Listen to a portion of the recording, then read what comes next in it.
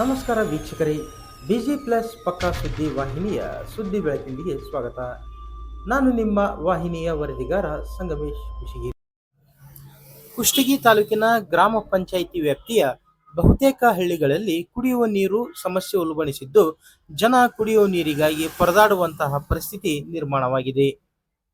ಬಿಜ್ಗಲ್ ಗ್ರಾಮ ಪಂಚಾಯಿತಿ ವ್ಯಾಪ್ತಿಗೆ ಒಳಪಡುವ ಕೆ ಬೋದೂರು ತಾಂಡಾದಲ್ಲಿ ಸುಮಾರು 600ಕ್ಕೂ ಹೆಚ್ಚು ಜನ ವಾಸವಾಗಿದ್ದಾರೆ.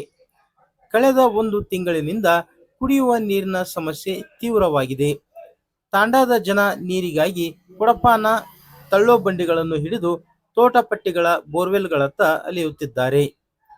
ಇಡೀ ತಾಂಡಕ್ಕೆ ಒಂದು ಸಣ್ಣ ಟ್ಯಾಂಕ್ ಅಳವಡಿಸಲಾಗಿದ್ದು, ವಿದ್ಯುತ್ ಇದ್ದಾಗ ಮಾತ್ರ ಬೋರ್ವೆಲ್ ಮೂಲಕ ನೀರು ಸಂಗ್ರಹಿಸಲಾಗುತ್ತಿದೆ. ಎಲ್ಲರಿಗೂ ಸಮರ್ಪಕವಾಗಿ ಕುಡಿಯಲು ನೀರು ಸಿಗುತ್ತಿಲ್ಲ.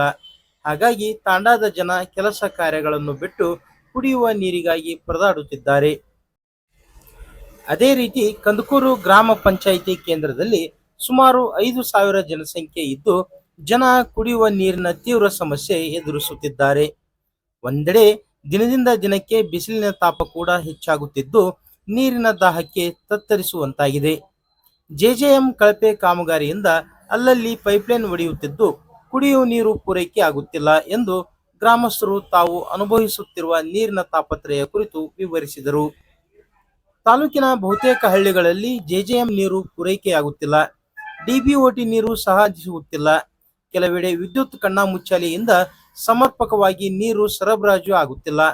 ಗ್ರಾಮ ಪಂಚಾಯಿತಿ ಅಧಿಕಾರಿಗಳು ನೀರಿನ ತಾಪತ್ರಯ ಎದುರಾಗದಂತೆ ಬೇರೆ ವ್ಯವಸ್ಥೆಗೆ ಕ್ರಮ ವಹಿಸಿದ್ದರೆ ಈ ಬೇಸಿಗೆಯಲ್ಲಿ ನೀರಿನ ಸಮಸ್ಯೆ ಉಲ್ಬಣಿಸುತ್ತಿದ್ದಿಲ್ಲ.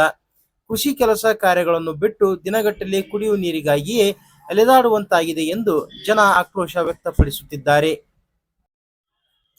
ಈ ಕುರಿತು ತಾಲೂಕು ಪಂಚಾಯಿತಿ ಇಒ ಪಂಪಾಪತಿ ಹಿರೇಮಠ ಅವರನ್ನು ವಿಚಾರಿಸಿದಾಗ, ಸದ್ಯ ತಾಲೂಕಿನಲ್ಲಿ ಎಲ್ಲೂ ಕುಡಿಯುವ ನೀರಿನ ಸಮಸ್ಯೆ ಉಲ್ಬಣಿಸಿಲ್ಲ. ಕಂದಕೂರು ಮತ್ತು ಬಿಜ್ಗಲ್ ಗ್ರಾಮ ಪಂಚಾಯಿತಿ ವ್ಯಾಪ್ತಿಯಲ್ಲಿ ಡಿಬಿಒಟಿ ನೀರು ಪೂರೈಕೆಯಲ್ಲಿ ಸಮಸ್ಯೆಯಾಗಿತ್ತು. ಅದನ್ನು ಸರಿಪಡಿಸಲಾಗಿದೆ ಎಂದಿದ್ದಾರೆ.